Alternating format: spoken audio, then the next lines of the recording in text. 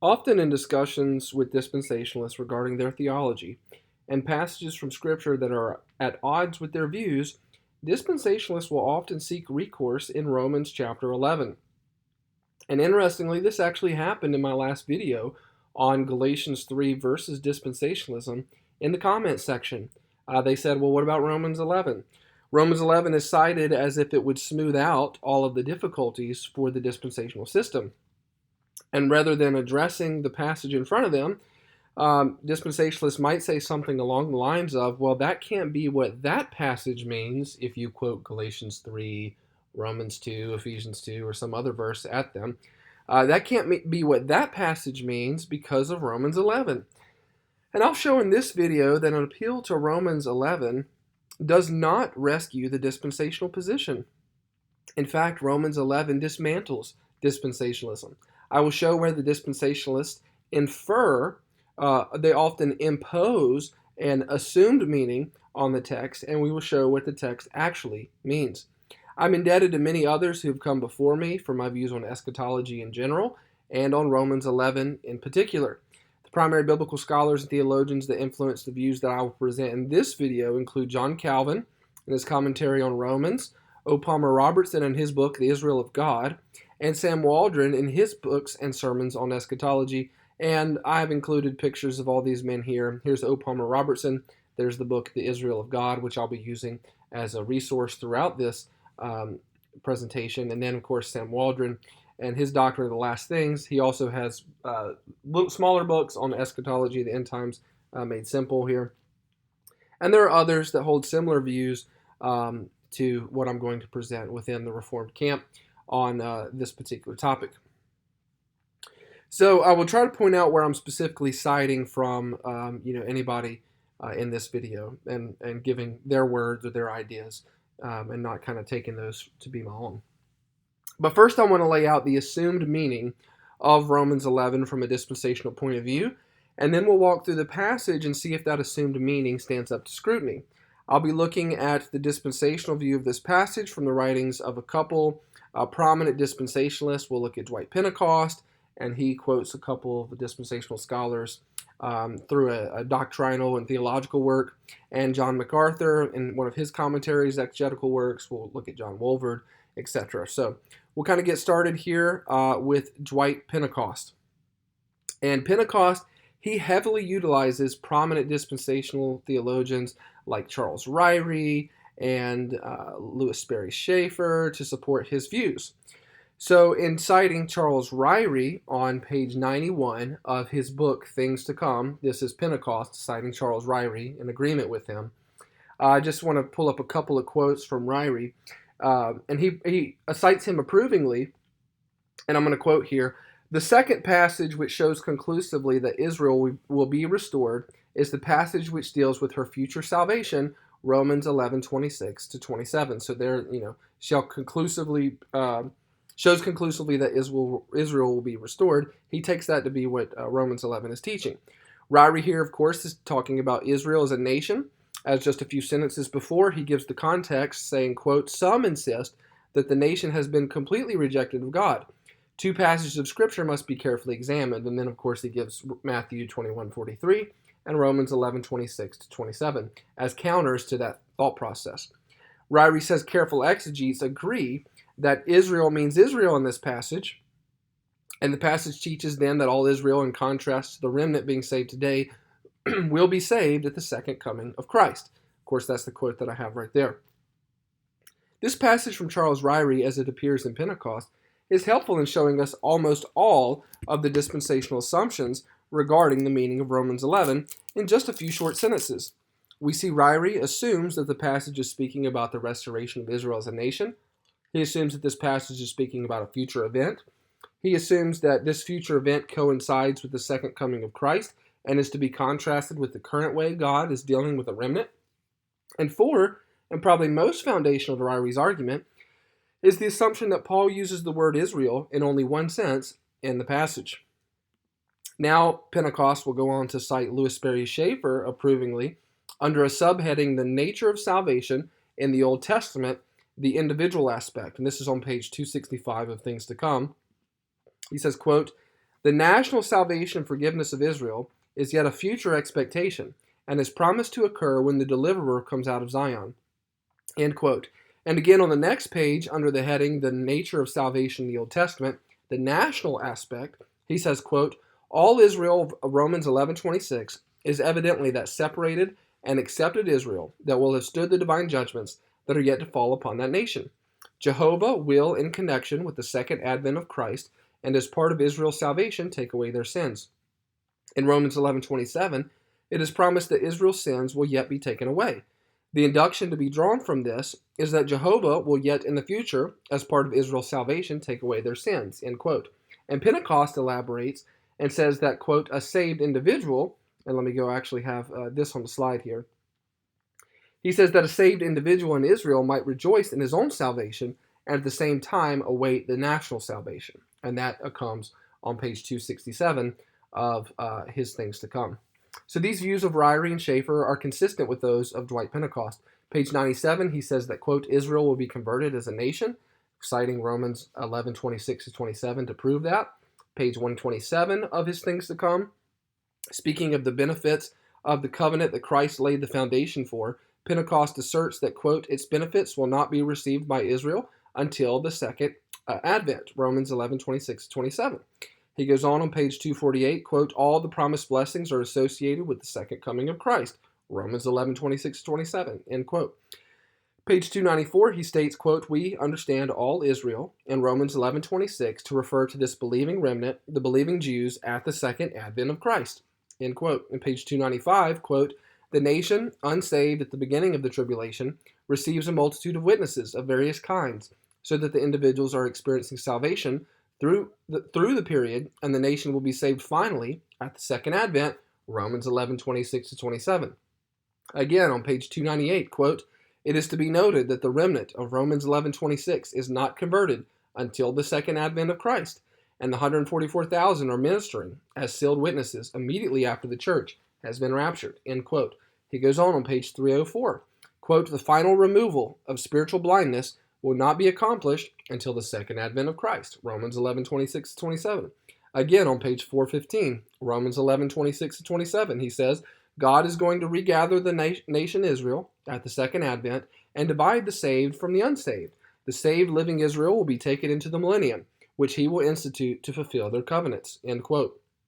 Page 505 of Things to Come, under the subheading Israel's Regeneration, Pentecost says, quote, the nation Israel is to experience a conversion, which will prepare them to meet the Messiah and to be in his millennial kingdom. Paul establishes the fact that this conversion is effected at the second advent, for he writes, Romans 11:26-27.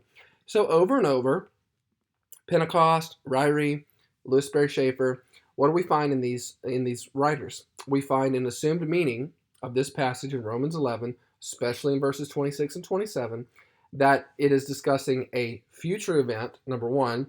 Number two, that future event coincides with and is affected by the second advent of Christ. Three, this future event is distinct from individuals being saved and rather deals with national salvation to prepare the nation of Israel for the millennium. And four, forgiveness of sins is only part of this national salvation. So what about some, maybe other dispensationalists like John MacArthur?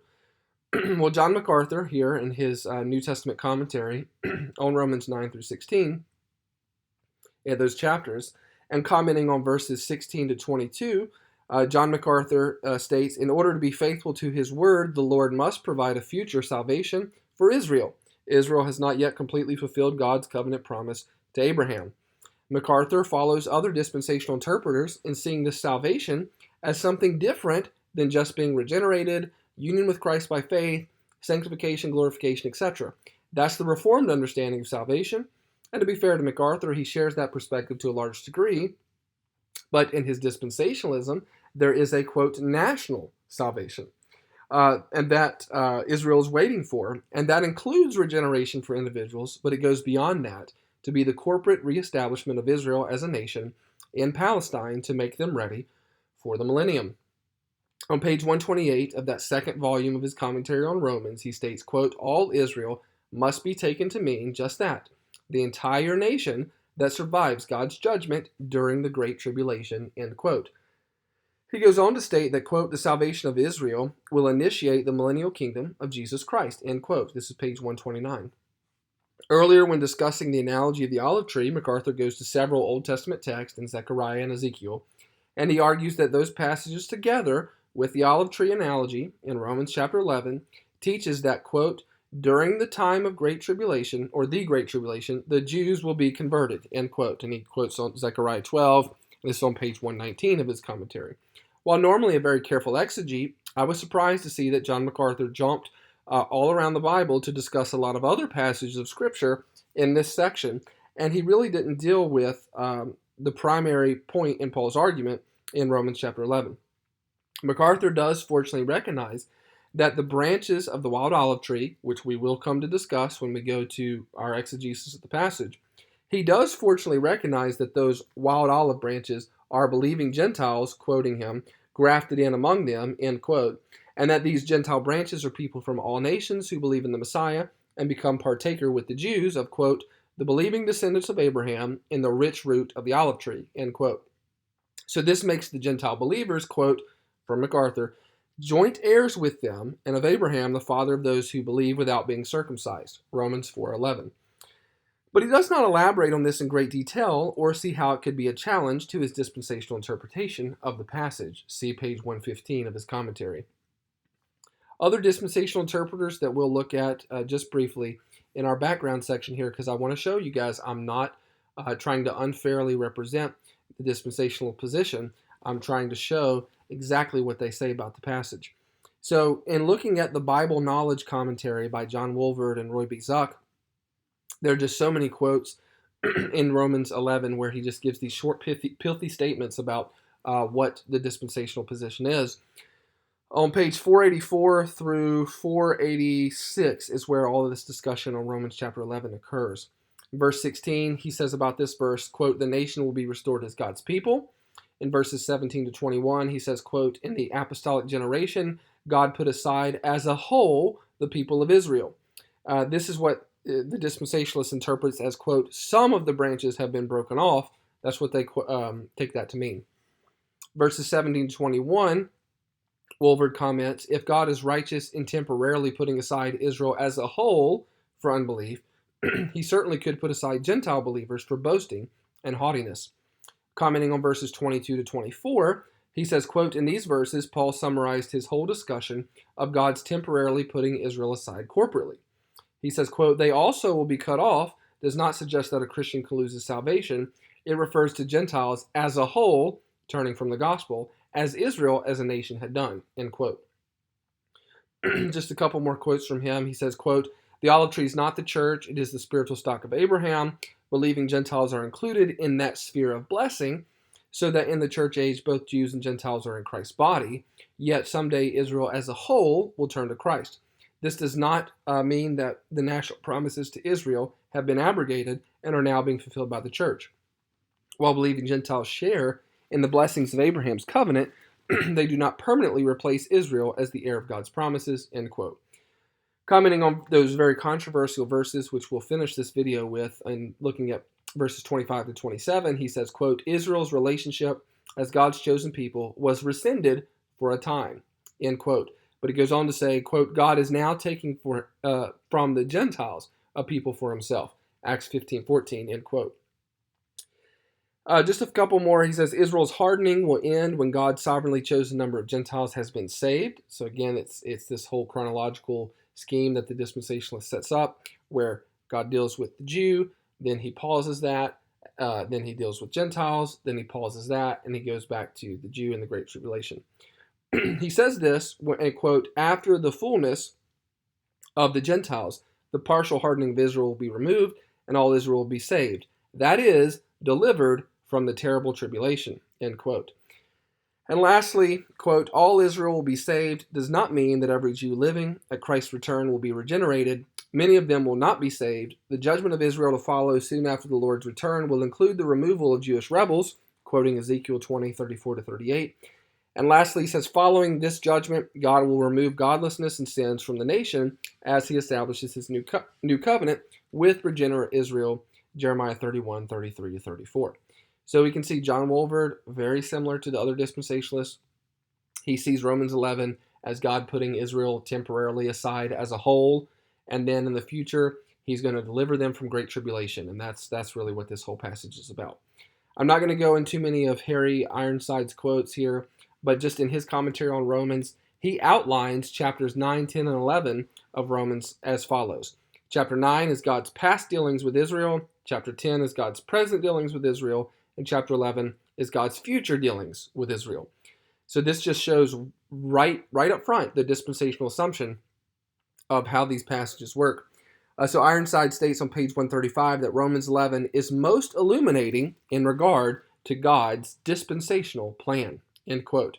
He states that, quote, we have seen that the nation as such is set to one side in chapter 10 of Romans.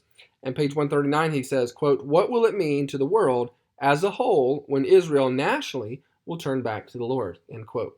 So again, this dispensational scheme, we could keep quote mining and find many other authors and provide an in-depth critique of their statements. But I just want to look at these quotes from a meta level and provide some more nuanced critique along the way. And we'll just look at it again like a 30,000 foot view. What is the overall dispensational view of Romans 11? Well, it's clear that dispensationalists, they view Romans 11 as foundational in confirming their key hermeneutical principle, which is that Israel and the church are two different people groups with two different destinies. And secondly, they see Romans 11 as confirming the dispensational timeline, that God is now working with Gentiles and has set aside Israel as a nation, but will resume his national work with Israel in the future.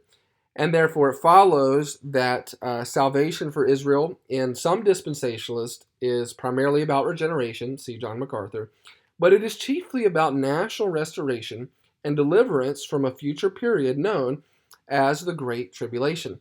So what I want to do is walk through this passage and see if we can trace Paul's actual argument being made. Unfortunately, the dispensationalist has read this passage with his own operative assumptions in place. I will argue that far from supporting dispensationalism's key hermeneutical principle, which again is here, that the church and Israel are two different people groups with two different destinies, Romans 11 teaches something quite different. Paul does not share the dispensational hermeneutic. I will also argue that Romans 11 should not be interpreted as a futuristic passage, nor should it be viewed as speaking corporately about national restoration. To do this, I will not start by assuming an amillennial position, but just by reading the passage for what Paul says following his argument. We'll begin by looking at what the main sections of the verses 1 through 24, before we discuss the controversial section of 25 to 27, and then the close of the chapter as Paul supports his argument. So I'll approach Romans 11 really with the broad outline, but occasionally jump to other verses in the passage of 1, Paul's introduction to his argument in verses 1 to 15, 2, Paul's use of the olive tree analogy in verses 16 to 24, and I'll very much rely on Sam Waldron's exegesis of this section of the scriptures. And then Paul's conclusion in verses 25 to 36, and with 25 and 26 being the main point of controversy. We're going to deal with that there at the end. And I'll really be reliant on O. Palmer Robertson's exegesis on this section. I think he brings up some very helpful points, and I don't want to take credit for coming up with some of those key insights into the passage. I want to give credit where credit is due.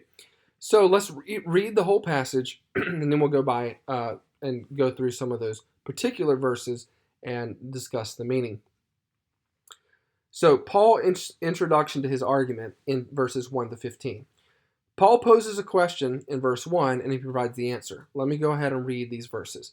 I ask then, has God rejected his people? By no means, for I myself am an Israelite, a descendant of Abraham, and a member of the tribe of Benjamin. God has not rejected his people whom he foreknew.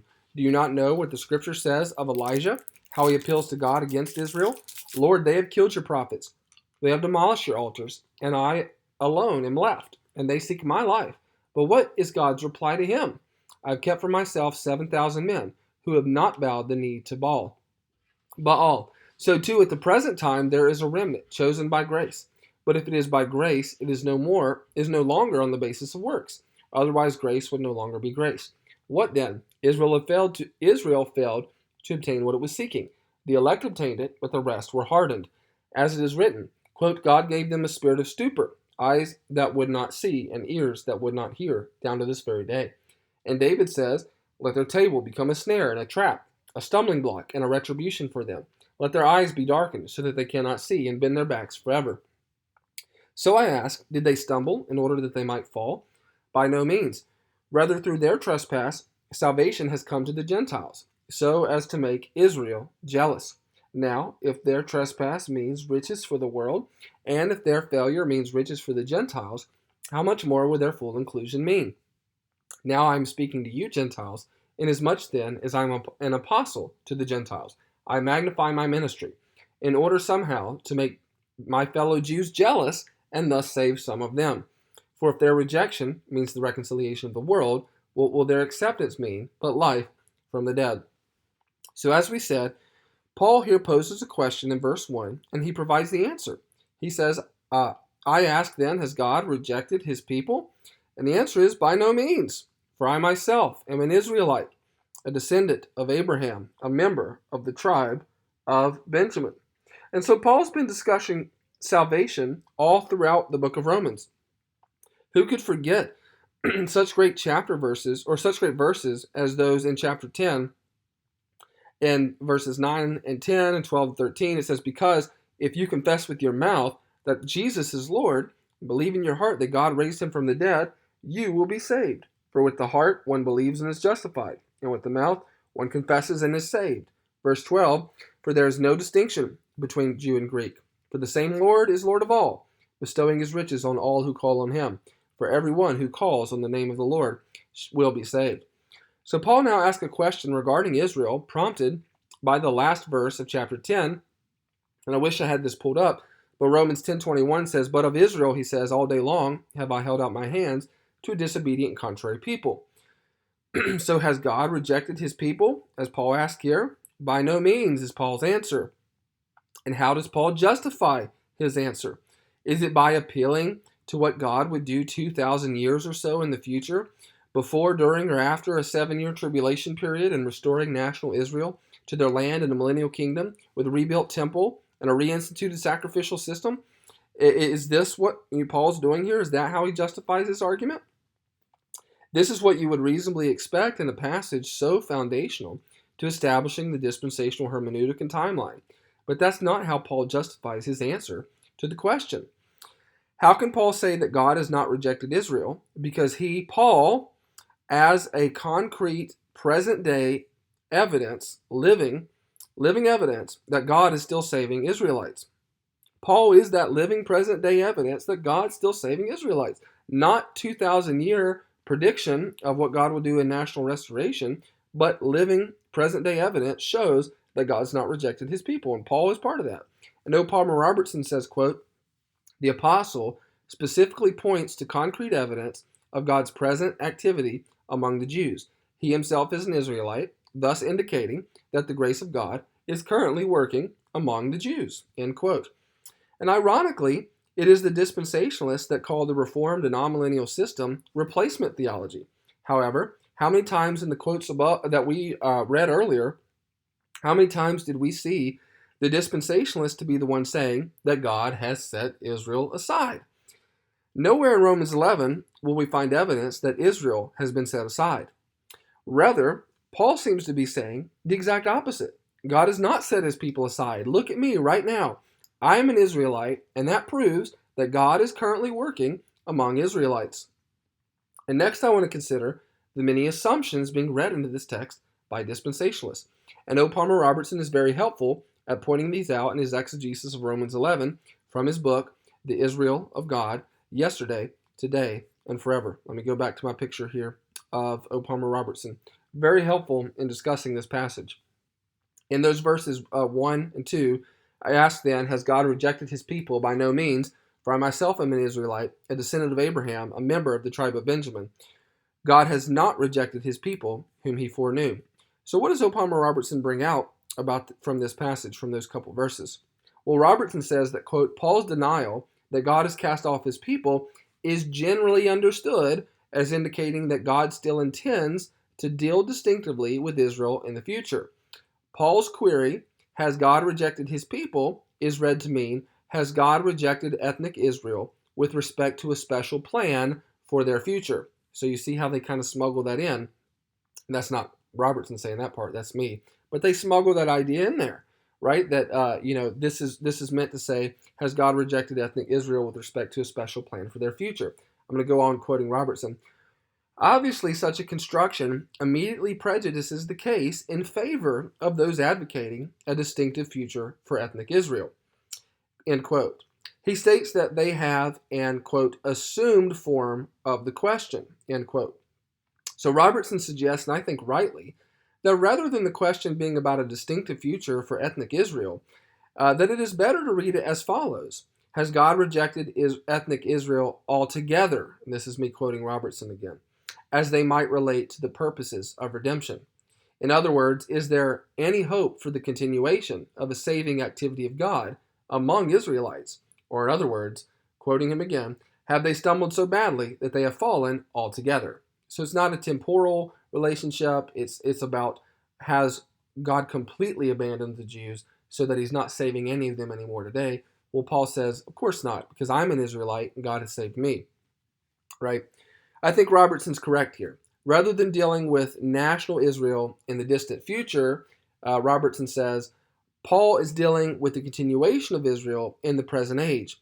Does Israel have a future based on this passage? Well, Robertson says, quote, yes, but this future is an integral part of the current era of gospel proclamation, end quote.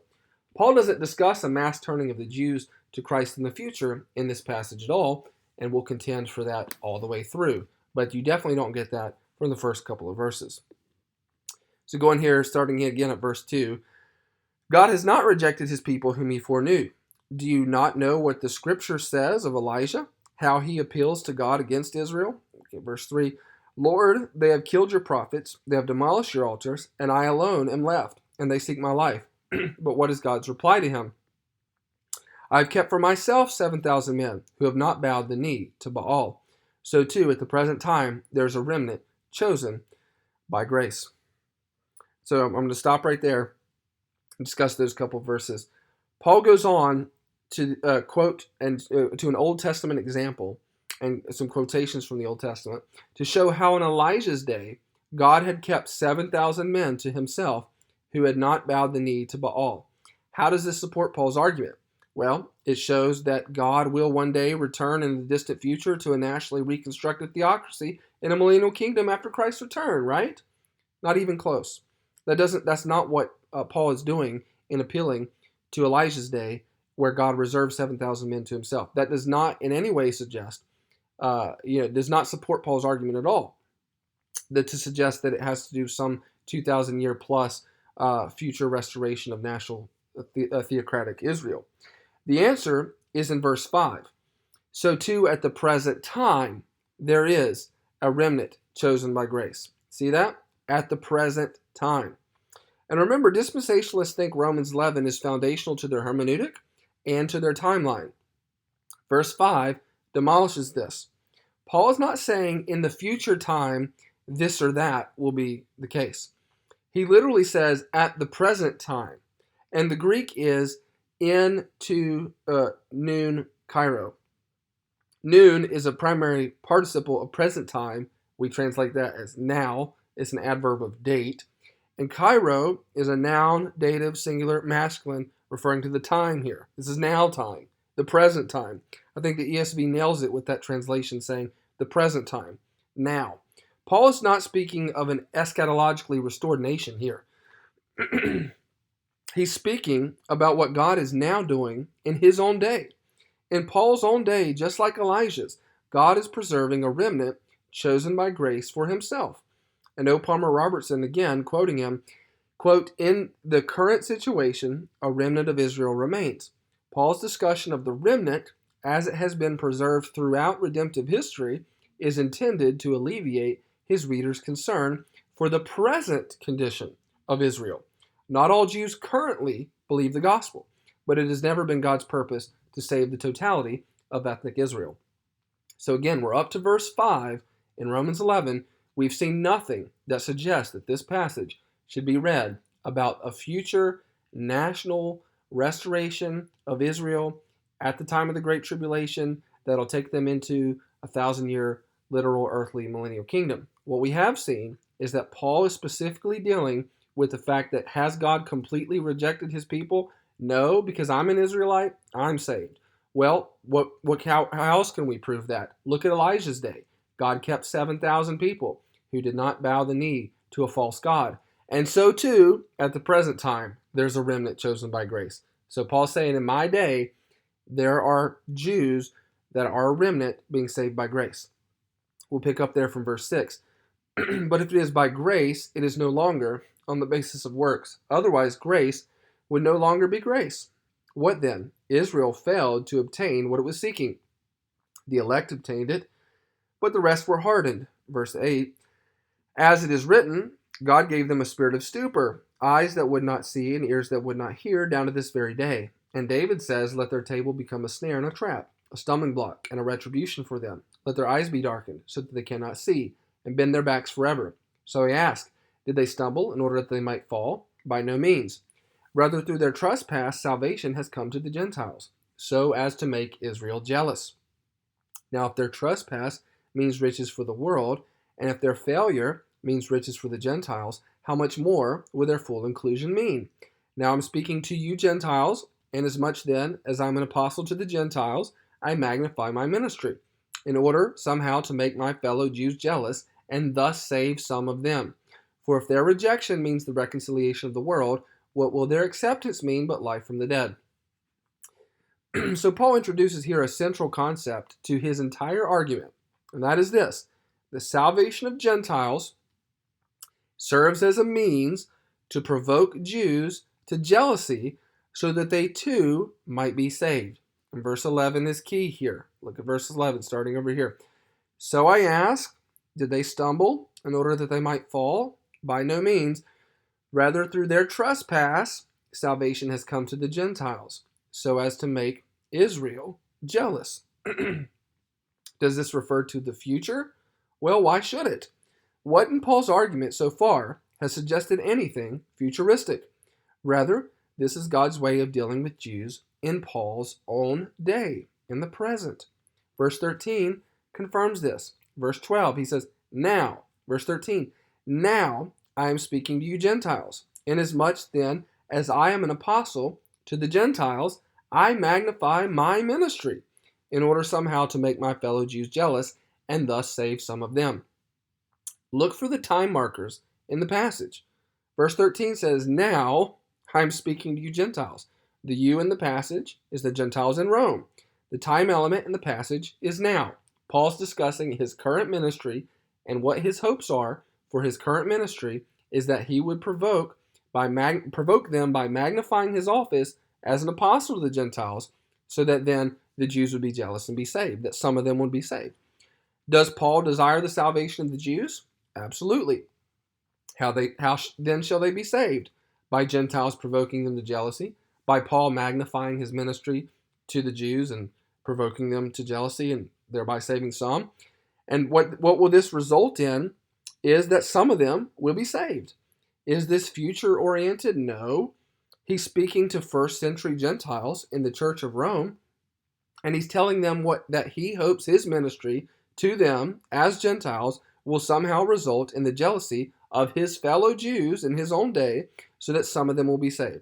Not that 2,000 years from now they will be nationally reconstituted and will go back to Old Testament times, but that right now his current ministry would be an instrument to save Jews. And O. Palmer Robertson's great on this, quoting again, the arousing to jealousy and the saving of some in Israel must be understood in the context of God's present dealing with the nation. Paul is describing the desired consequences of his ministry to the Gentiles, end quote. We will jump forward to part of Paul's conclusion in his argument here, and we'll come back to these verses at the end of our presentation here. But we'll come back to the verse-by-verse reading. But I think seeing how Paul sandwiches this whole passage in Romans 11, beginning and ending with a discussion of his hopes for what happens right now in his ministry. And the audience is you, the Gentile hearers and readers in Rome who he's speaking to. This is most instructive. Look at verse 30. For just as you, this is still the same you of earlier, the Gentile readers and hearers in Rome, for just as you were at one time disobedient to God, but now have received mercy because of their disobedience, so they too, who's they, the Jews, have now been disobedient in order that by the mercy shown to you, they also may now receive mercy. Look for the time markers. Remember, the you of the passage is the Gentile audience in Rome. We've said that several times. You were disobedient, but now you've received mercy. What is the time element? Now. They, the Jews, have now been disobedient. The contrast is made between you and them, but the time element is now. It's not now and then, it's now.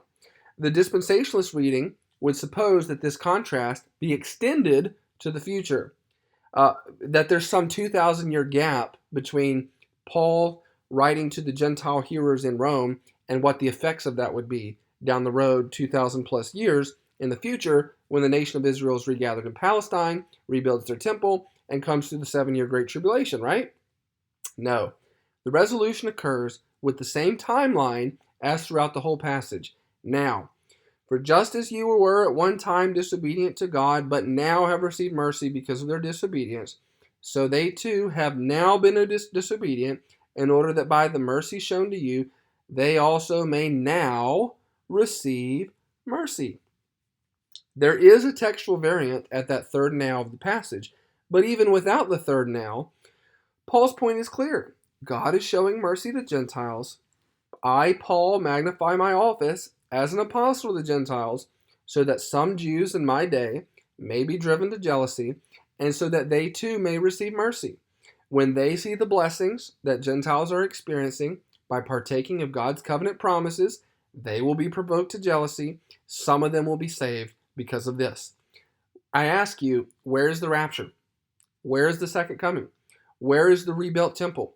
Where is the great tribulation in this passage? Where is the national reconstitution of the theocracy? It's just not there. Even worse, not only are those key elements of dispensational eschatology missing from the passage, but the time element is also completely absent.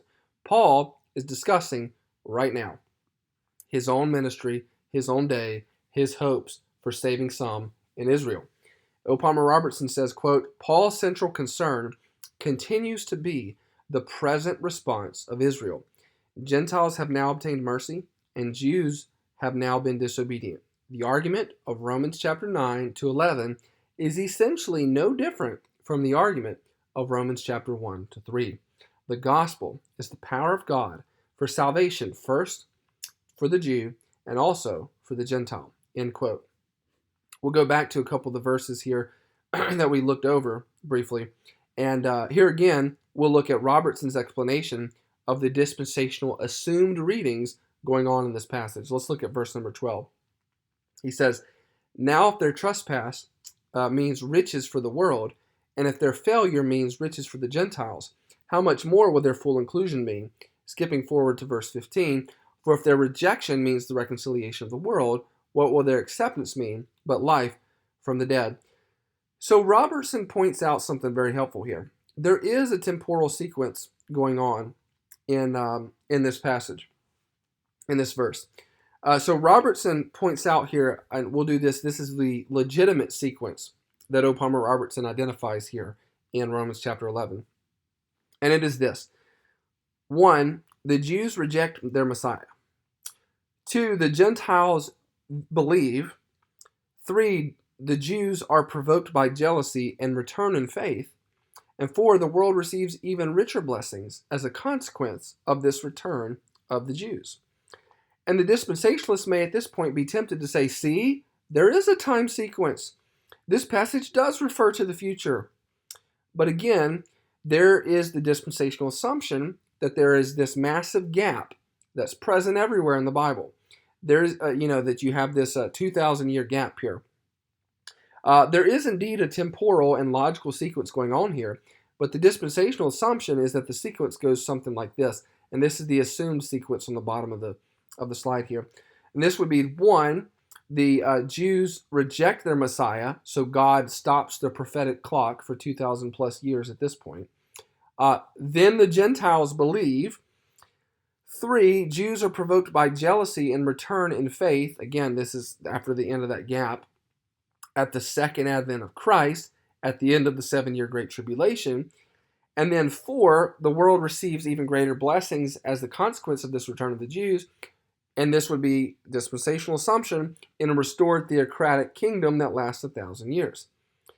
So, quoting Robertson again, quote, one interpretation of these contrasting experiences of Israel assumes that their rejection coincides with the present gospel age, while their acceptance will occur subsequently, either at the very end of the era or after the present age of gospel proclamation has ended. Rather, Robertson says, quoting him, this temporal sequence, the whole cycle, could be considered as having fulfillment in the present era of gospel proclamation. The full cycle of movement from a state of disobedience to a state of mercy occurs in the present age. Robertson explains that the acceptance of Israel then refers to the ingrafting of believing Jews, which we will read about later in the passage, throughout the present era, which would reach its consummation when their fullness is realized. The full number in Israel will be realized by the same process in which Jews are currently being received and added to the number. So again, I'm going to keep coming back to these slides. The dispensational schema, or scheme, they mean the same thing, sort of. The dispensational schema assumed in Romans 11, verses 1 to 24, is this linear system here, where you have the Old Testament system, theocracy. Israel corporately rejects Christ. God sets aside Israel as a nation. Then you have the gospel or church age. God saves a few Jews and a lot of Gentiles. And then God stops that. He goes back to Israel. Israel's reconstituted as a nation, i.e. saved, at the second advent. Then you get the millennial system of theocracy. This is what they see, an A, B, A prime movement. And what we're going to argue is rather the schema actually contained in Romans 11, 1 through 24, is that there's this parallel experience going on. There's the root that is the covenant and Abrahamic blessings, and then there's the period of gospel proclamation in which some Jews are provoked to jealousy because some Gentiles are saved, the natural branches are regrafted, the wild branches are grafted in, and you end up with one olive tree. So we're going to come back to these two graphics throughout the presentation here. So in summary, dispensationalists assume that God must return in a distinct way of dealing with Israel as a nation, while Paul argues that God is saving both Jew and Gentile in a parallel and reciprocal way throughout the entire gospel age. He's not saving Gentiles by regeneration, by the gift of the Holy Spirit, by grace through faith now, but then 2,000 plus years from Paul's day, saving Jews corporately by reconstitution of the theocracy. So we went through those slides there. And I think Robertson is very nicely pointing out something that is so clear. When you don't impose dispensational assumptions on the passage, Paul's argument is seen in a completely different light. So that takes us through Paul's introduction to his argument. We've made it through Romans 11, 1 to 15.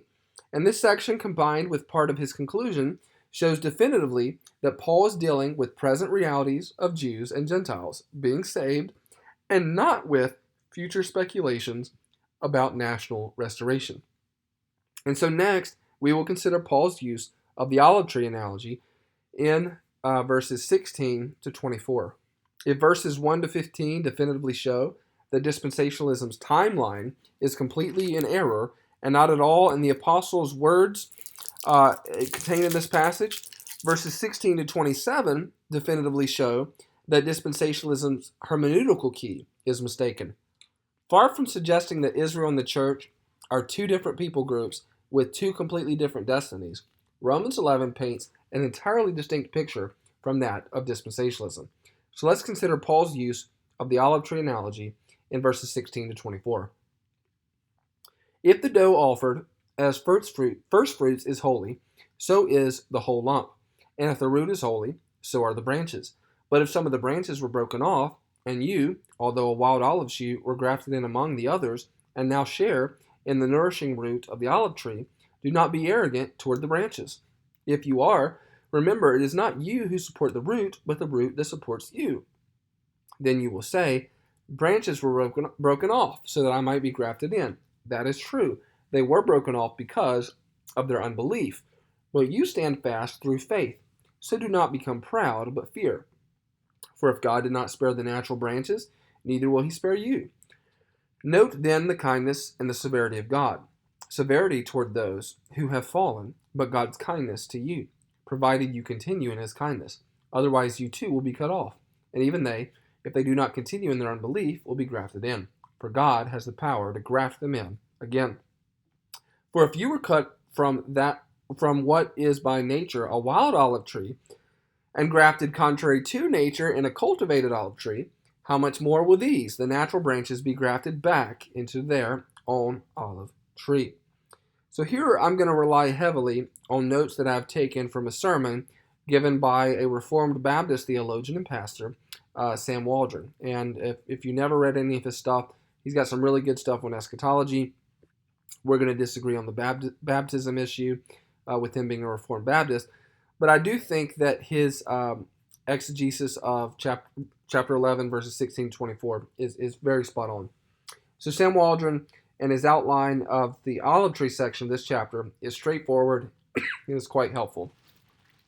First, he discusses the Old Testament background of the analogy, which for our purposes, we're not going to dwell on in too great of detail, since our dispensational friends would agree with us on some of this material. But second, he shows how Paul develops the olive tree analogy and finally finishes with practical applications. Let's consider verses 16 to 24 and this extended analogy comparing the people of God to an olive tree. 1. This Old Testament background of the analogy, we must interpret it intertextually, and we must realize that Scripture interprets Scripture, Waldron points out, and he discusses the identity of the olive tree, with the olive tree being Israel. To do this, he goes to Jeremiah 11:15 to 17, and I just have a couple of quotes from that passage. The Lord called your name a green olive tree, the Lord of hosts who planted you. And then in Hosea 14:1 and 4 through 7, his beauty will be like the olive tree. There are other passages that Waldron could have went to, but I think these two firmly establish the olive tree is Israel. And you could read Romans 11 and get a pretty clear picture that that's what's going on anyways. But that's the Old Testament background that Paul is pulling from to get this analogy in the first place. Well, who then is the rich root of the olive tree? Well, I do appreciate that Waldron is a big fan of John Murray, and John Murray and I are going to disagree about the interpretation of verse 26, and Waldron now is on the same page as Opom and Robertson, and he disagrees with John Murray. But on this particular point, we are all in agreement with John Murray being correct that Israel, the rich root of the olive tree, Israel with its rich roots in the patriarchs is viewed as the cultivated olive tree. And Israel's relationship to the covenant promises given to Abraham, Romans 11:1 to 2, I too am an Israelite, a descendant of Abraham, right? So that rich root is the covenant promises given to Abraham that supports and gives life to the olive tree. So 3, in continuing with Waldron's outline of Romans chapter 11, he discusses in this Old Testament background of the analogy the original branches and the natural branches. And it goes to Jeremiah 11:16, and its branches are worthless. Again, quoting there about the olive tree from the Old Testament background. He also says that the stumbling and rejection of the mass of Jews who rejected Christ, these Jewish descendants of the patriarchs, of whom Paul said in Romans 9:6 and 7, they are not all Israel which are descended from Israel, nor are they all children because they are Abraham's descendants. He says that these physical descendants, circumcised in the Old Covenant, not all of them are Israel. Again, that is going from Romans chapter 9, heavily there to support that. Then Waldron moves into the Pauline development of the analogy, and he says that Paul uses this Old Testament imagery of the olive tree, and he develops it for his argument here in Romans 11 to support what he's trying to show the whole time, that God has not entirely cast away his people, and he still is saving Israelites in his day. So he does this with 5 different developments. And I have him labeled here A, B, C, D, E. The 5 different developments, the 5 different ways that Paul develops this Old Testament analogy of the olive tree. One, he introduces the wild olive tree in verse 17 and 24. This wild olive tree is the Gentile readers of Romans. It's the you. It's the direct reference to those readers. He says in verse 13 of Romans 11, I'm speaking to you Gentiles. This is the uncovenanted Gentile nations that never had a covenant relationship with God in the Old Testament. That's the wild olive tree. And 2, he goes to the cutting, the breaking off or breaking out of the original branches. He looks at verses 20 to 22 here, and this shows the removal of Jews circumcised in the Old Covenant from the visible people of God. These are unconverted, unregenerate Jews that lose any claim to the promises and covenants made to Israel. Verse 20 to 22 speak of fear, severity, not sparing those who fail. It speaks of being broken off for their unbelief. So that's another development of the Old Testament olive tree analogy. Then point C here, or 3, the grafting in of the wild branches. So this grafting in from the wild olive tree, this is Gentile believers that now possess all the blessings which God's covenant with Israel embodied. They now participate in the spiritual sap flowing from the root to the rich olive tree. And of course, Waldron refers his listeners to Ephesians chapter 2, where the Gentiles who were without God and without the covenants of Israel and being strangers to all those things are now brought nigh to Christ. They're brought nigh to the commonwealth of Israel. They're brought nigh to the covenants of promise. So bringing Gentile believers into the one ancient covenant people of God is what this grafting in of the wild branches in verses 17 and 24 shows us. And then 4, there is the possible cutting off of the wild branches. We see this in verse 22. So this is a warning against self-confident arrogance.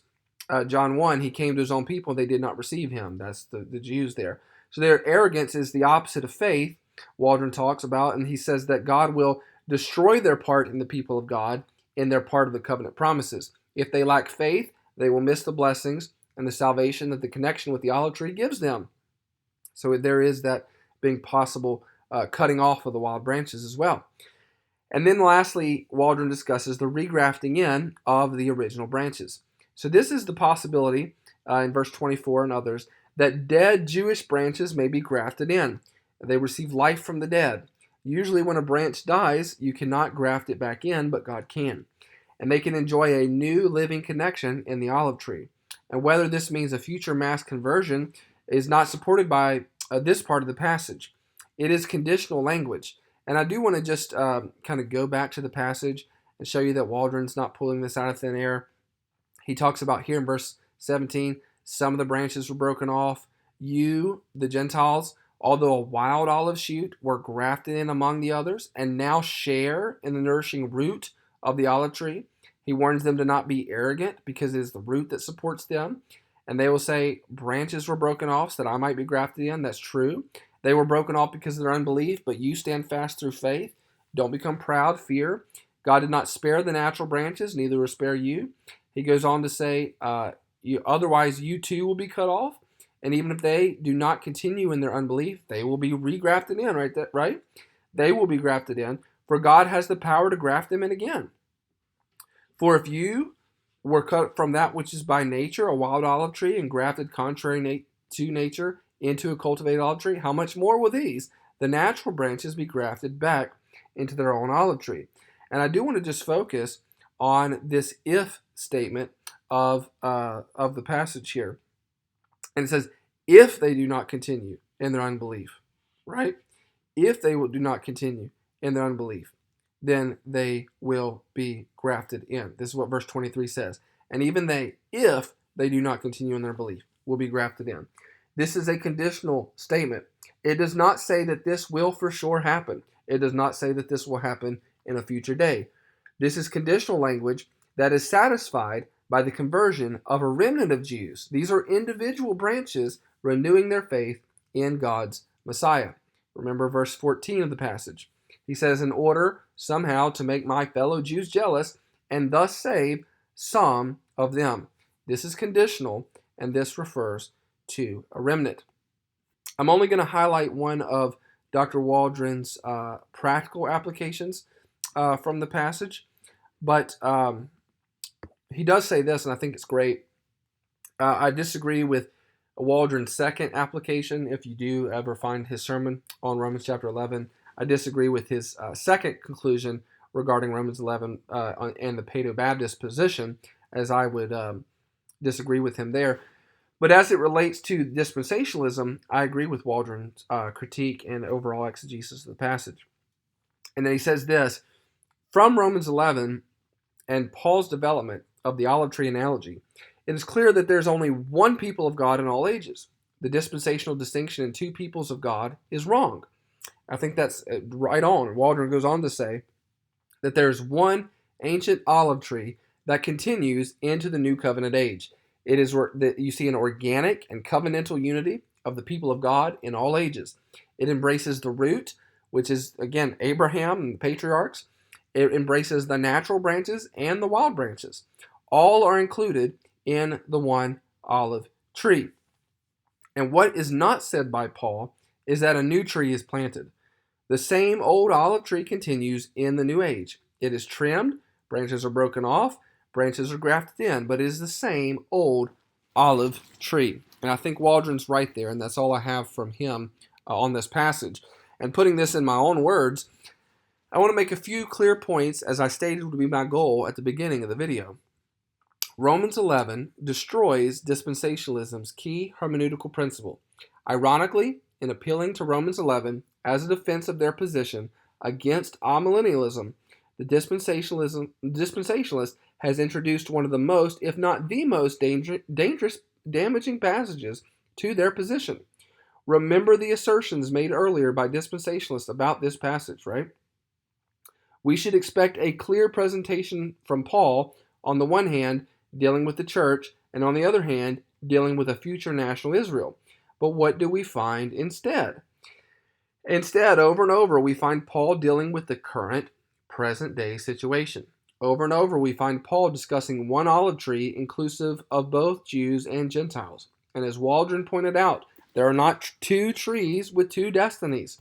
There's only one type of salvation being considered in the passage, and it's never national reconstitution after a time of great tribulation before the second advent to prepare for the millennium. There's only one people of God being considered in the passage, and it's never based on ethnic categories, but solely on partaking of the covenantal blessings given to the patriarchs and obtained by faith as dispensed by God's sovereign grace to his elect he has reserved for himself even now. And Robertson in this passage reviews the dispensational assumptions that give them their unique reading. He states, quote, let me scroll to this picture if I'm quoting the man. He says, quote, it is assumed that the figure of grafting necessarily implies corporate inclusion at a future time when God will deal especially with Israel, end quote. And is this not exactly what we demonstrated earlier with our quotes from prominent dispensational scholars? That, God set Israel aside as a whole, but one day he's going to return to them as a whole in the future. And, that's what they've assumed. It's the figure of grafting implies corporate inclusion at a future time. But Robertson responds, the argument of Paul specifically parallels the experience of Israelite believers with that of contemporary Gentile believers. Gentiles currently are being grafted in among the people of God, right? And let's go back to our graph here just to show our little picture here. Gentiles currently are being grafted in among the people of God to receive the blessings of redemption as they believe. Ingrafting occurs when they exercise faith. Nothing in the imagery of regrafting suggests a delay in the incorporation of the believing Israelite. As each Jew believes, he becomes a partaker of the blessings of the olive tree. And Robertson concludes here, I'm quoting him, nothing in this figure of ingrafting communicates the idea of a distinctive and corporate inclusion of the Jews at some future date, end quote. And he's just so right. This destroys the foundational hermeneutical principle of dispensationalism. Nothing in the first 24 verses of Romans 11 that we have reviewed in this video suggests a distinct dealing with Israel in the future. God will continue to save Jews and Gentiles until the second coming, the same way He has always saved them. But beyond owning dispensationalism, I do want to just share one spiritual application before we go on with our critique. Calvin says this, John Calvin, for to you Gentiles I speak, there from Romans 11. And Calvin says this, he confirms by a strong reason that nothing shall be lost by the Gentiles, were the Jews to return again to favor with God. For he shows that the salvation of both is so connected that it can by the same means be promoted. For he thus addresses the Gentiles, though I am peculiarly destined to be your apostle, and ought therefore with special care to seek your salvation, with which I am charged, and to omit as it were all other things, and to labor for that only, I shall yet be faithfully discharging my office, by gaining to Christ any of my own nation, and this will be good, or this will be for the glory of my ministry, and so for your good. For whatever served to render Paul's ministry illustrious was advantageous to the Gentiles, whose salvation was its object. End quote. I just think that's so great from Calvin there. On that note, let us desire the salvation of the Jews. Let us desire that now they would have faith in Jesus Christ. Nothing in our analysis of the first 24 verses of Romans 11 should give us any idea that we are waiting on a future day in which God will cause the mass conversion of Jews in regeneration or in national reconstitution. Let us be content with a remnant. That remnant may not be small. It need not necessarily be small. Remnants can be large, but it will not be all. We understand that God's not going to save every single person. Paul's desire was that some might be saved in his day, and let us have that same desire even now. And now I want to get to the especially contentious and controversial verses about Romans 11 and verses 25 and 26 in particular. And I do want to highlight a few points of contention about these verses. And I've identified 7 contentions in Romans 11, 25 to 36.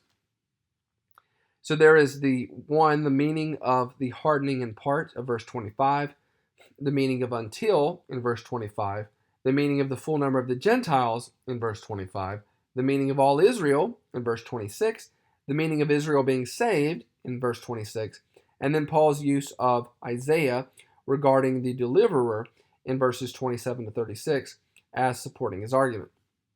We will consider each of these 7 elements of the passage as we differ with dispensationalists on all 7 of these to some degree, some more than others. I will attempt to show how their assumed eschatology is driving the exegesis of this passage. They assume that Paul also is a dispensationalist, and so he must be thinking in these dispensational categories, and so they just kind of fill in the blanks for the Apostle Paul. And it really just drives the exegesis of this passage that Paul's argument, though, is actually quite different from what the dispensationalist assumes to be the case. So what is the dispensationalist outline of Romans 11, 25 to 36? How are they reading it? Well, the dispensational reading of the passage is that 1, the hardening in part means that God has put Israel as a whole to the side during the church age. And 2 and 3 kind of go together here. The until for them, the until of the passage, means that God will go back to dealing with national Israel in the future as a restored nation. There's kind of a reversal of circumstances.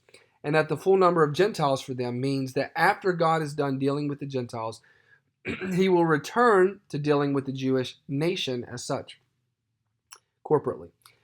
4, here, this meaning of all Israel, this means all ethnic Jews alive at the time of Christ's second coming who have survived the Great Tribulation and the judgment of God at that time. 5, this is being saved here. For them, that means being delivered from the Great Tribulation and brought into the millennium. 6, this deliverer coming out of Zion, or coming from Zion, to them means that Jesus will return from heaven, i.e. his second coming, his second advent, to set up his kingdom. And then those supporting verses, the election and the gifts spoken about in the remaining verses, serve to confirm that God has a distinct future for ethnic Jews.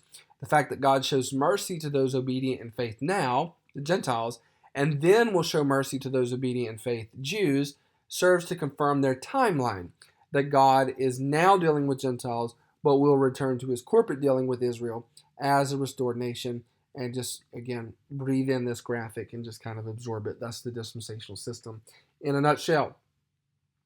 So even as I just kind of reviewed that in looking at how the dispensationalist kind of outlines verses 25 to 36, it's just kind of unbelievable how much of the dispensational system one has to assume for this to be a possible reading of the passage.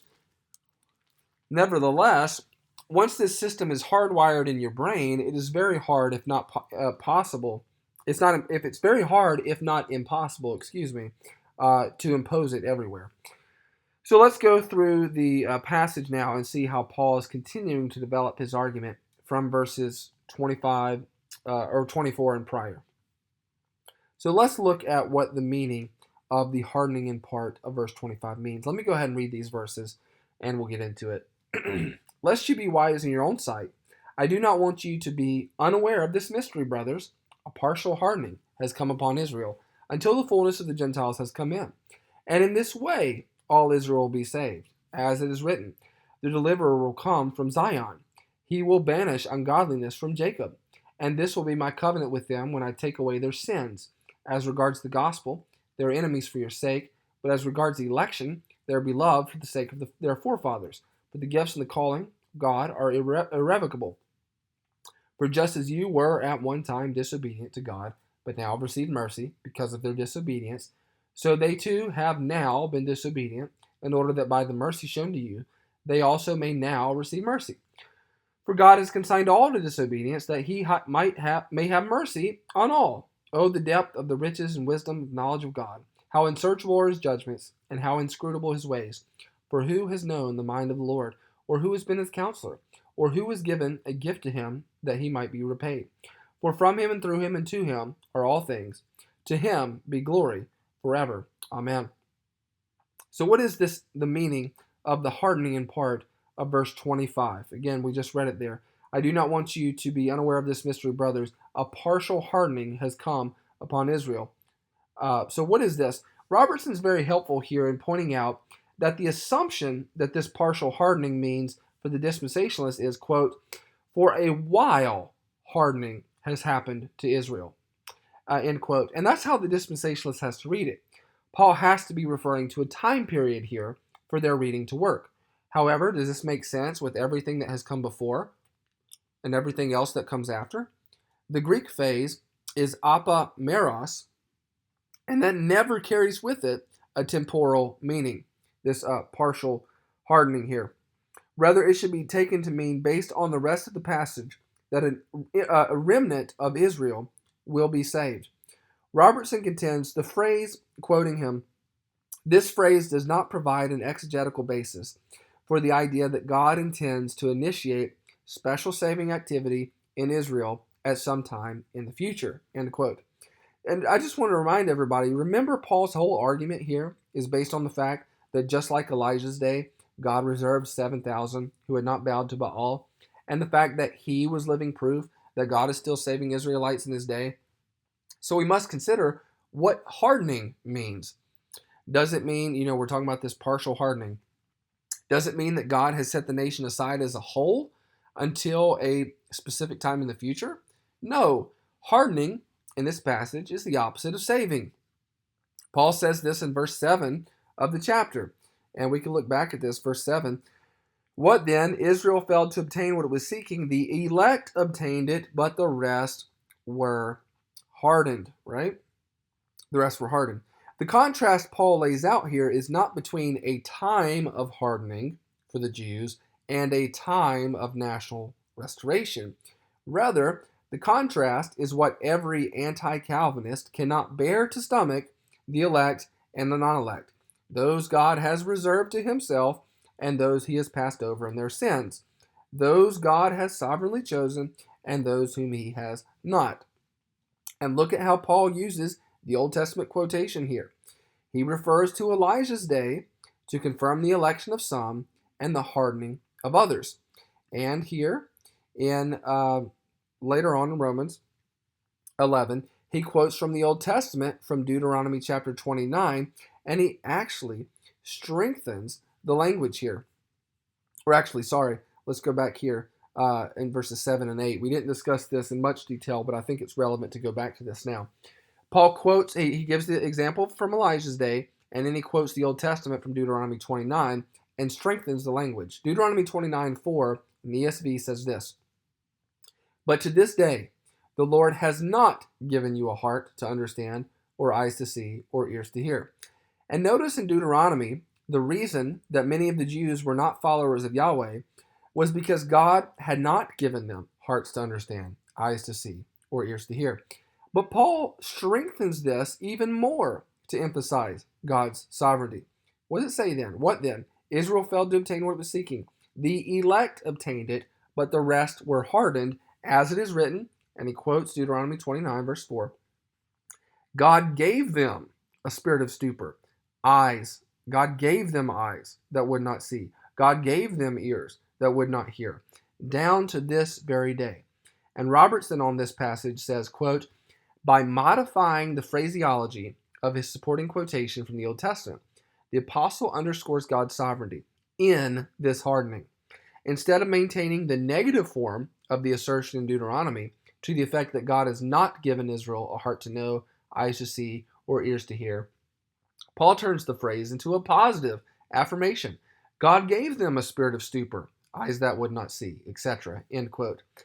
So rather than seeing this partial hardening as confirming the dispensational timeline here, going back here, a partial hardening has come upon Israel in verse 25. Rather than seeing that partial hardening as confirming a dispensational timeline, Israel being put to the side now and restored nationally later, we should take the much more natural reading. Paul is discussing the historical outworking of the principles of election and reprobation among both Jews and Gentiles.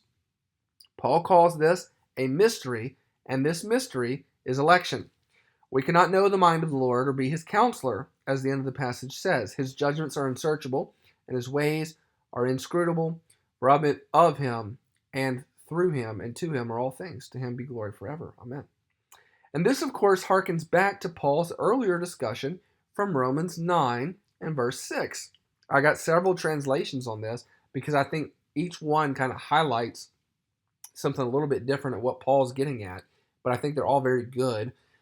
ESV says, "Not all who are descended from Israel belong to Israel." New King James says, For they are not all Israel who are of Israel." NIV says, "For not all who are descended from Israel are Israel." And the NASB says, "For they are not all Israel who are descended from Israel." And the point is that God makes a distinction between Jacob's and Esau's before they are ever born. And that explains the historical outworking we see where some believe and some do not. That explains why God has not rejected his people. Some are like Paul, and others remain Pharisees, hardened in their self-righteousness. Some bow the knee to Baal, some are reserved like Elijah. Election and reprobation, salvation and hardening has always been how God works in history. Robertson is right when he says that, quote, "The text does not say that hardening shall cease in Israel," end quote. He goes on to say, quote, "The text is not declaring that the overarching principle of God's election of some and hardening of others will someday have no application in Israel. Instead, the text affirms a continuation of hardening within Israel, throughout the present age." And this brings us to our next point, which is the meaning of this little word, until, in verse 25. So the meaning of until. "Lest you be wise in your own sight, I do not want you to be unaware of this mystery, brothers. A partial hardening has come upon Israel until the fullness of the Gentiles has come in." The dispensational argument in large part hinges off of this one word in this passage, until. The rest of their interpretation of the passage seems to be so strange, but then we come to this word until, and maybe now we have found the time marker the dispensationalists are looking for. Robertson uses two Latin phrases to show that this Greek phrase, translated as until, which is archris, is not meant to indicate that there will be a different state of affairs after a certain point. The dispensationalist takes until to mean that exact thing. that there will be a different state of affairs after a certain point. For the dispensationalists, the passage is saying God put Israel to the side until a future date, at which point he will return to national ethnic Israel. This use of until in this sense is a terminus ad quo, according to Robertson, and i.e. that is the limit from which something is the case, the starting point of something new. That's the terminus ad quo. Rather, Robertson argues that the until should be seen as terminative, as bringing matters up to a point in which a certain goal is reached. And this sense of until is a terminus ad quem. This is the point at which something ends or finishes. It does not necessarily describe the state of affairs after the termination. According to Robertson, quote, it has a finalizing aspect that makes irrelevant questions concerning the reversal of circumstances that had previously prevailed, end quote. And Robertson does a great job in his book. I encourage you, again, if you like this video, then you need to read Robertson's The Israel of God. There's a lot more on this. This is just one chapter from the book where I'm getting a lot of his supporting argumentation here on Romans chapter 11, but the whole book is great, and pretty much everything he's written is just absolutely wonderful. But Robertson gives several biblical examples of that word until being used in this fashion in the Bible, and I think that's very helpful. And this substantiates the fact that other scriptures use that archris word in that manner. But I feel like a common everyday experience may help us to understand this point, right? So let's talk about this one. He turned left until he arrived at home. This does not mean that he'll never turn left again. It also doesn't mean that now that he has finished turning left, we must assume that he will turn right now. A reversal of circumstances after the until. And so you can see how the word until does not mean a reversal of circumstances necessarily. It can simply mean to a point of completion. Why is this relevant? Because the dispensational system absolutely has to have this word until mean exactly that, a reversal of circumstances, and they have to have that be the case for their interpretation to work. Let me read it one more time. Lest you be wise in your own sight, I do not want you to be unaware of this mystery, brothers. A partial hardening has come upon Israel until the fullness of Gentiles has come in. The idea in dispensationalism thought is that partial hardening means putting Israel aside for a portion of time. This will be the state of affairs until God is done saving the Gentiles and the Great Tribulation is over. Until that point of time, and then a reversal takes place. God will stop putting aside Israel as a nation, right? But the idea of the passage is so foreign to this. Rather, it simply means that the processes of hardening and election will continue until the fullness of Gentiles has come in, i.e., there will always be elect Jews who are being regrafted into the olive tree. There will always be 7,000 who haven't bowed the knee to Baal because God is reserving them to himself. Until is terminative. This is the way things are until the end. No reversal of circumstances need be implied. That's a dispensational assumption and imposition upon the text. And Robertson, again, quoting him, quote, the phrase carries actions or conditions to the ultimate point without stressing the reversal of prevailing circumstances afterwards. Throughout the present age, hardening will continue to be a reality among Israelites. The phrase implies not a new beginning after a termination, but the continuation of a circumstance until the end of time. End quote. So that brings us to consider what this next phrase after the word until means. So the meaning of the full number of the Gentiles, or the fullness of the Gentiles coming in. Lest you be wise in your own sight, I do not want you to be unaware of this mystery, brothers. A partial hardening has come upon Israel until the fullness of the Gentiles has come in. The dispensationalist is close here, at least some are, and this is simply just every Gentile that God saves. Partial hardening will continue up to the last Gentile being saved, i.e., election and reprobation are realities in all of redemptive history. Grafting of wild olive branches occurs all the way up to the final day and so does the regrafting of natural branches. But now, you have grafting of wild branches, you have the grafting of the regrafting in of the natural branches, and that scenario continues until the last day. But now we must move on to more controversy, right? So this is really what it gets down to here as the meaning of all Israel in verse 26. And in this way, all Israel will be saved. So even more than the word until, this is the most controversial part of the passage, as some even within the Reformed camp disagree about its meaning. And this is where I would refer interested readers maybe to like John Calvin, or specifically as we're discussing here, O. Palmer Robertson's exegesis of the passage. And even more recently, you can look at Sam Waldron, as he has been convinced about this passage now. But he's changed his mind. He admits that on this passage a couple times, and now he firmly holds Robertson's position. And I think Robertson's exegesis, which we're going to go over, is very convincing. Before we get to the intramural debate, though, between the Reformed on the meaning of all Israel, a couple of things must be made clear. And one, that is that the different interpretations of, quote, all Israel among the Reformed does not change anything that we have said thus far, and does not lend legitimacy to the dispensational interpretation. That is, just because Reformed people maybe disagree about what all Israel means, does not mean we would disagree about anything I've said from verses 1 to 24. But two, Paul does not use Israel in a univocal sense in every instance he uses the word. I think that has to be admitted. And I'll hopefully do a video on Galatians 6:16, in which Paul calls the church the Israel of God.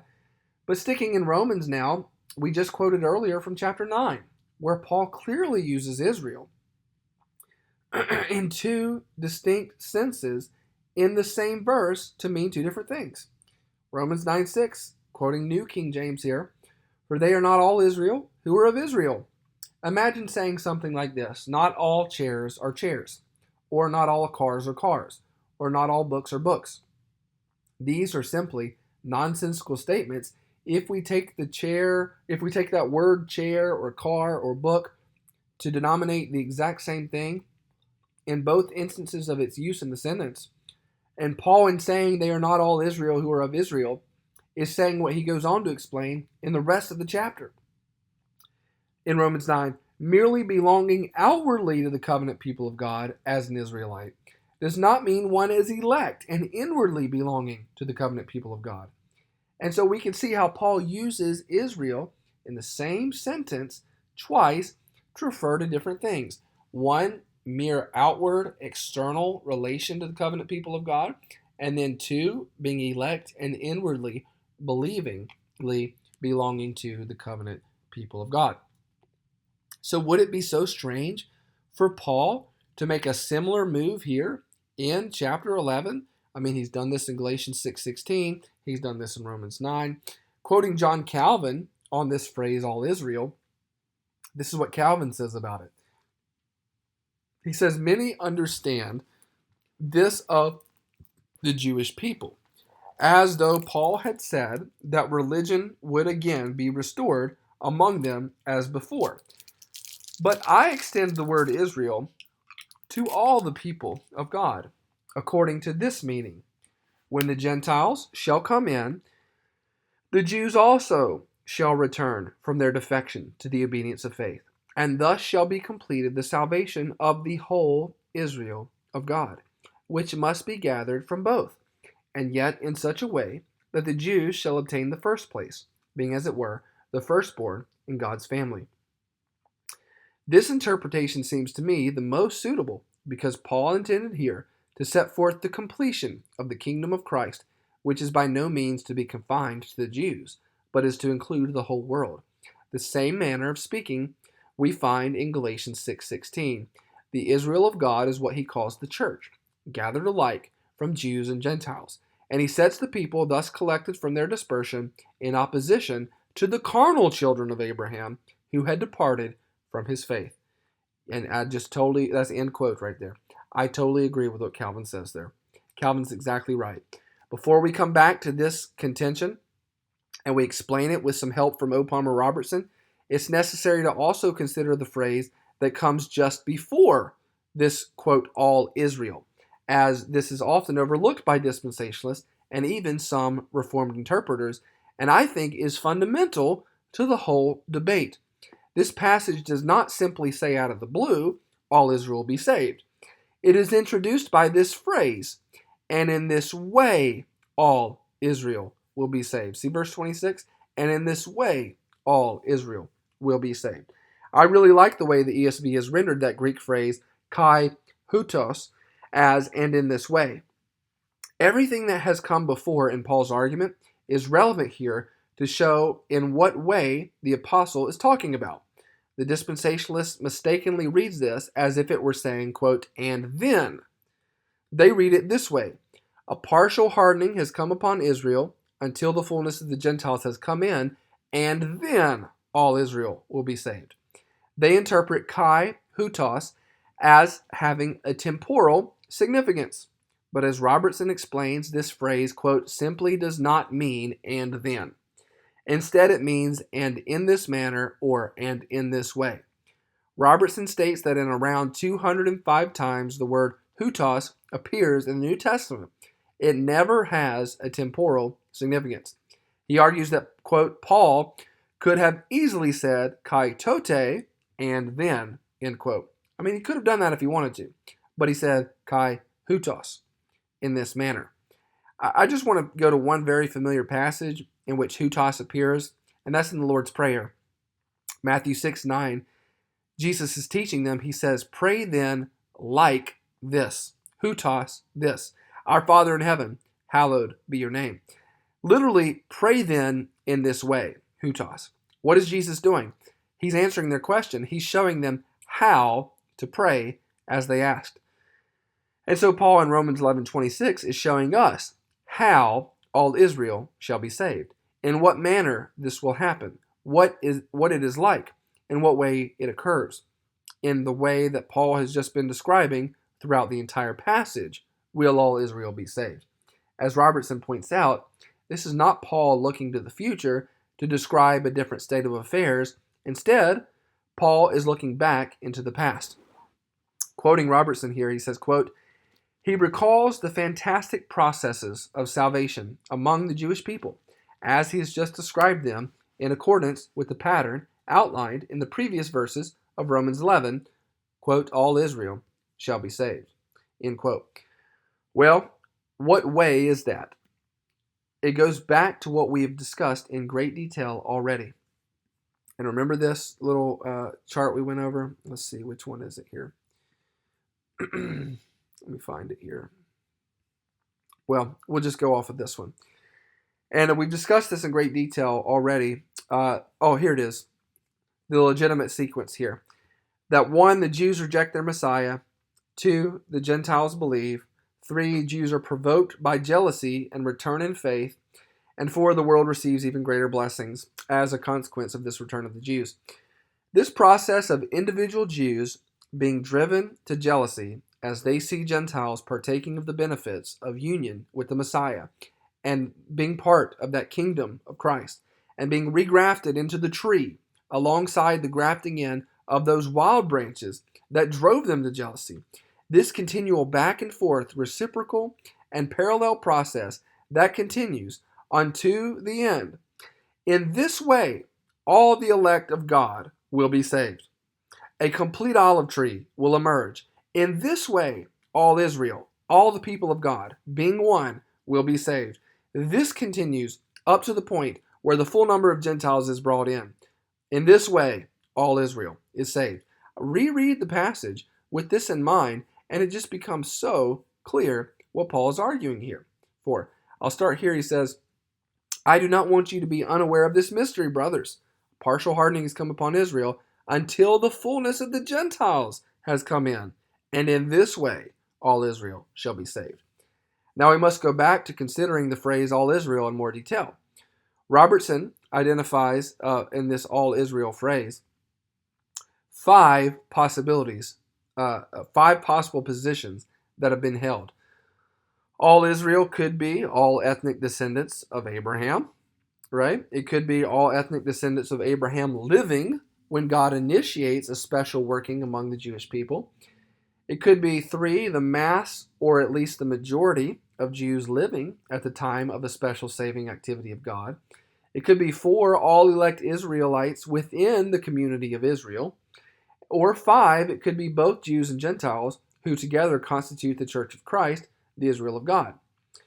Option 1 is dismissed out of hand because clearly there are ethnic descendants of Abraham that are not ultimately saved.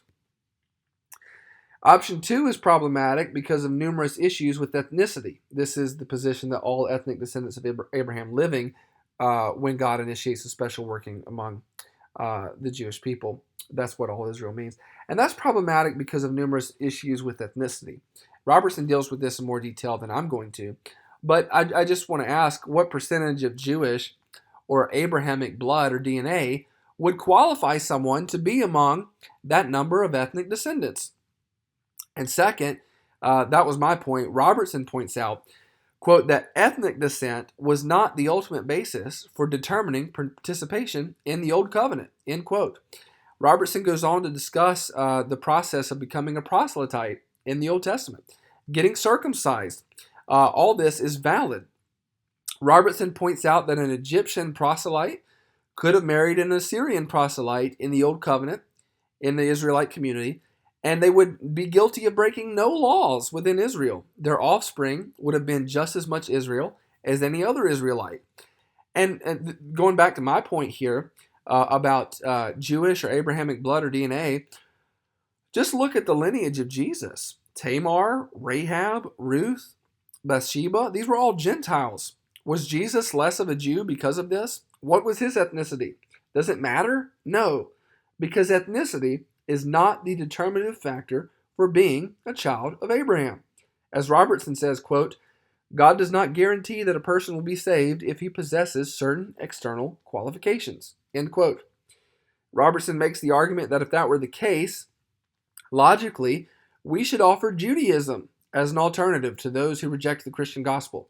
Perhaps they could be one of the Jews alive at the return of Christ, who God will then en masse convert.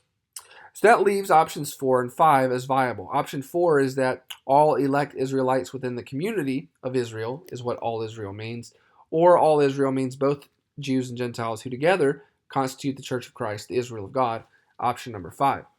And the reason I take position 5, persuaded by O. Palmer Robertson, John Calvin, and others as I am on this passage, is that I take the logic of the passage as a whole into consideration, and especially the phrase that came just before as determinative of what all Israel means. Could Paul simply be saying that all the elect within the community of Israel will be saved? Yes, but I guess that statement really doesn't add any information. It's a tautology in a sense. Of course all the elect within a group are saved. All the elect are elect. All that are true Israel are true Israel. This could be what the apostle is saying, I guess, but that's not really been his point the whole time, has it? Paul's not giving us a general teaching on the results of election as being salvation, but no, he is rather showing us a single olive tree made up of wild branches and natural branches, that all of these wild and natural branches are partaking of that Abrahamic root. That's the mystery. That's the Israel of God. That's the information that Paul's giving us. The historical process is God's mystery here of election and reprobation working itself out in one olive tree that contains both Jew and Gentile. That historical process that results in the conversion of the fullness of the Gentiles is the way in which all Israel will be saved. Read the passage. I do not want you to be unaware of this mystery, brothers. A partial hardening has come upon Israel until the fullness of the Gentiles has come in, and in this way all Israel will be saved. Robertson says, quote, the fullness of the Gentiles refers to the full number of elect people from among the Gentile nations of the world. But into what do the full number of elect Gentiles come? The answer is unavoidable. Believing Gentiles come into Israel. Is that not exactly the point made by Paul earlier in the chapter? And then Robertson points to verse number 17 of Romans chapter 11. But if some of the branches were broken off, And you, although a wild olive shoot, were grafted in among the others, and now share in the nourishing root of the olive tree. Gentiles become true Israel by their connection to the same olive tree with its Abrahamic roots. And this is Paul's argument in many other passages of Scripture. See my video on Galatians 3 versus dispensationalism for discussion of this.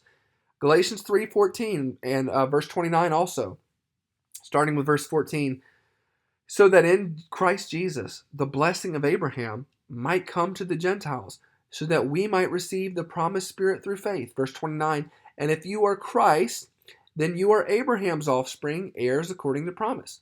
See Ephesians 2, 11-14. Therefore remember that at one time you Gentiles in the flesh, called the uncircumcision by what is called the circumcision, which is made in the flesh by hands. Remember that you were at that time separated from Christ, alienated from the commonwealth of Israel, and strangers of the covenants of promise, having no hope and without God in the world. But now in Christ Jesus, you who once were far off have been brought near by the blood of Christ. For he himself is our peace, who has made us both one, and has broken down in his flesh the dividing wall of hostility. See Romans 2 or Romans 4. We'll just look at Romans 2 here. Verse 28-29. For no one is a Jew who is merely one outwardly, nor is circumcision outward and physical, but a Jew is one inwardly. And circumcision is a matter of the heart, by the Spirit, not by the letter. His praise is not from man, but from God. And see where Paul discusses the same mystery he is discussing here in Romans 11:25. I don't want you to be unaware of this mystery, brothers.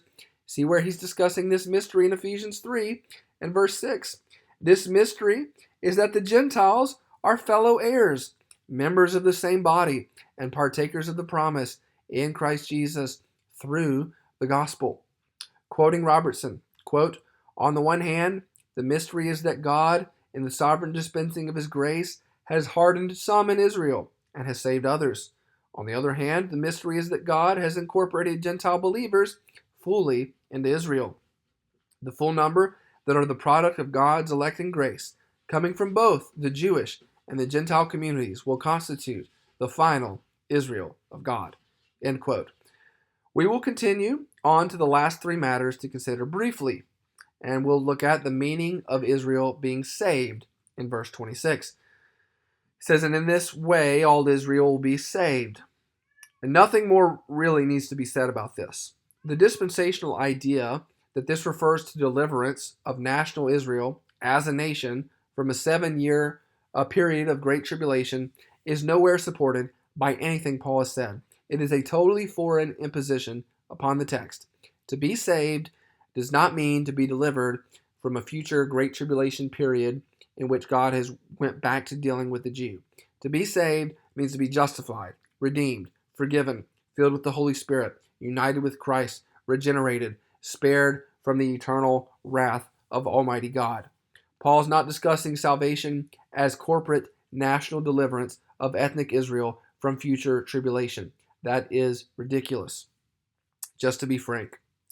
Looking then at verse number 26, we'll look at Paul's use of Isaiah regarding the deliverer in verse 26 here.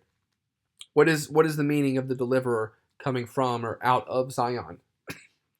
Now this next point is interesting because it shows how Paul uses the Old Testament to support his conclusions. And he's done this throughout the whole passage. From Isaiah's day, he describes a future event relative to him. Isaiah is discussing something future to him. Isaiah 59:20, and a Redeemer will come to Zion, in the ESV, is what it says. Isaiah 59, verse 20, and a Redeemer will come to Zion, to those in Jacob who turn from transgression, declares the Lord. And I just want you guys to note, that's clearly talking about the first coming of Christ. The Redeemer will come to Zion. And I think that Paul is also referring to the effects of the first coming of Christ, just from a different angle. According to Robertson, the Septuagint emphasizes here in Isaiah 59 that, quote, the Redeemer would come for the sake of Zion, end quote. And Robertson shows that Paul is modifying that perspective here when he states that the Redeemer would come out of Zion, or as the ESV puts it, from Zion. According to Robertson, Paul is likely doing this, quote, to suit the missionary perspective that is found in the immediately preceding verse of Isaiah 59. Isaiah 59:19 in the ESV says this, "So they shall fear the name of the Lord from the west, and his glory from the rising of the sun. For he will come like a rushing stream, which the wind of the Lord drives." What is Robertson pointing to? Well, Isaiah 59 has in mind people from the west to the rising of the sun, i.e. the east. This is the global spread of God's church that by Jesus' blood he ransomed for God from every tribe and language and people and nation. Revelation 5:9. As the gospel, the good news of Jesus Christ, goes all over the world, the deliverer comes from Zion to the ends of the earth. Let's go back to Romans 11 and read it now with this perspective. Verse 25, "Lest you be wise in your own sight, I do not want you to be unaware of this mystery, brothers. A partial hardening has come upon Israel until the fullness of the Gentiles has come in, and in this way all Israel will be saved. As it is written, the deliverer will come from Zion. He will banish ungodliness from Jacob." The Greek word translated from here in the ESV is ek, and it means out of, or from, or by, or away from. You see the point? The deliverer, rather than coming to Zion, the Masoretic text, or coming for the sake of Zion, the Septuagint, he comes out of Zion, and he goes to the ends of the world to build his church, his true Israel, his one olive tree, his one people of God. And this is exactly what Paul has been endeavoring to show in the entire passage. As Robertson points out, quote, "Because the Jews became enemies of God in rejecting the Messiah, they are enemies for the sake of the Gentiles." That's what Romans 11:28 says. They're enemies for your sake. He states, Paul's whole concept of the process of salvation history may be understood in this light, end quote. And has this not been the case, that the Jewish rejection of their Messiah has resulted in the message of salvation coming to the Gentiles to the ends of the earth? Thus the deliverer has come out of Zion, and in this way all Israel is being saved. The fullness of the Gentiles is coming in to accomplish this very thing. And again, I don't want to say the same thing over and over, but it's just so obvious in the passage that this is what Paul is endeavoring to argue. Romans 11:12 says, "Now if their trespass means riches for the world, and if their failure means riches for the Gentiles, the deliverer is coming out of Zion. The gospel is going to the ends of the earth," right? How much more will their full inclusion mean? Romans 11:28, "As regards the gospel, they are enemies for your sake. Because Israel rejected their Messiah, the deliverer goes out of Zion, and the fullness of the Gentiles is accomplished. And in this way, all Israel is being saved." The dispensational interpretation that this refers to Jesus Christ leaving heaven at the second advent to bring the restored theocracy into a millennial kingdom is without any foundation whatsoever. And so now we're going to close looking at verse 27 to 36 as supporting argument. We'll briefly consider the last verses of the chapter and make a few comments as we go on. Verse 27, "This will be my covenant with them when I take away their sins." It should be evident again that Paul is discussing salvation in the regular sense of the word. Taking away sins. This is not national reconstruction in the Great Tribulation. Verse 28, "As regards the gospel, they are enemies for your sake, but as regards election, they are beloved for the sake of their forefathers, for the gifts and the calling of God are irrevocable." Jews rejecting their Messiah has turned out to the benefit of the Gentiles, and Gentiles being saved turns out to the benefit of the Jews, as those who are among the elect, the remnant among Israel, is provoked to jealousy and is saved. As Robertson says, converted Gentiles in their turn become the instrument for the turning of the elect Jews, which demonstrates that according to the principle of election, as regards election in the ESV, they are still beloved of God on account of the fathers, end quote. Verse 30, "For just as you were at one time disobedient to God, but now have received mercy because of their disobedience, so too they have now been disobedient in order that by the mercy shown to you, they also may now receive mercy. For God has consigned all to disobedience, that he may have mercy on all." And this really is the point of the passage, isn't it? This interdependence of Jew and Gentile throughout the gospel age. They, the Jew, they have been disobedient, so that you, the Gentile, may now receive mercy. But now that you are receiving mercy, they might also now receive mercy in being driven to jealousy and being regarded or being regrafted, into the olive tree. Concluding now, 33 through the end of the passage. Oh, the depth of the riches and wisdom of the knowledge of God! How unsearchable are his judgments, and how inscrutable his ways! For who has known the mind of the Lord, or who has been his counselor, or who has given a gift to him that he might be repaid? For from him, and through him, and to him are all things, to him be glory forever. Amen. This is God's inscrutable plan of salvation. We may marvel at the concept of election and reprobation. We may be surprised at how it works itself out in redemptive history in either salvation or hardening, but we dare not question it. And finishing with one final point made by Robertson that I think he gets right at the heart of the dispensational problem, and that is this, quote, nothing in this chapter says anything about the restoration of an earthly Davidic kingdom, or of a return to the land of the Bible, or of the restoration of a national state of Israel, or of a church of Jewish Christians separated from Gentile Christians. On the contrary, the redefined Israel of God includes both Jews and Gentiles in one body. What else can we add to this? That's the end of his quote. What else can we add to this? I know this has been a long one. It takes a lot of words to unravel misconceptions. Learning the truth is one thing, unlearning error is another. I hope this video has been helpful, and if you made it this far, thanks for tuning in.